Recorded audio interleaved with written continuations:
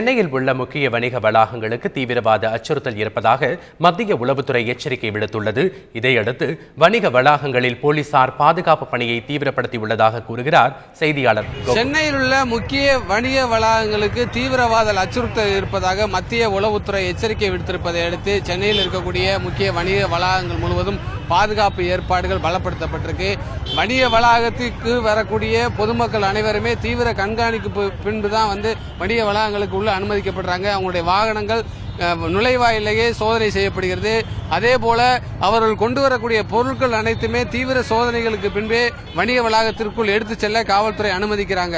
அதே போல சென்னையில் இருக்கக்கூடிய மற்ற முக்கிய வணிக வளாகத்தில் இது போன்ற பாதுகாப்பு ஏற்பாடுகள் செய்யப்பட்டிருக்கு.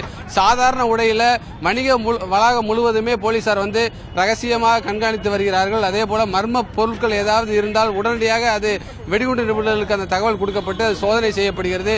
ஒரு மிரட்டல் கடிதம் வந்திருப்பதாக கூறப்படுகிறது. அதாவது இது போன்ற பொதுமக்கள் அதிக அளவில் கூடக்கூடிய முக்கிய வணிக வளாகங்களில் தீவிரவாதிகள் ஊடுருவி ஒரு அசம்பாவித சம்பவத்தை ஏற்படுத்த வாய்ப்பு இருப்பதாக ஒரு மிரட்டல் கடிதம் வந்திருப்பதாகவும் ஒரு அச்சுறுத்தல் இருப்பதாகவும் கூறப்படுகிறது. அதனை ஒட்டி தான் தற்போது பாதுகாப்பு பலப்படுத்தப்பட்டுள்ளது. சென்னையில் இருக்கக்கூடிய அனைத்து முக்கிய வணிக வளாகத்திலையும் தற்போது காவல்துறை உஷார்படுத்தப்பட்டு தீவிர கண்காணிப்பு பணியில் ஈடுபட்டு வர்றாங்க. தந்தி செய்திகளுக்காக ஒளிப்பதிவாளர் சீனிவாசுடன் செய்தியாளர்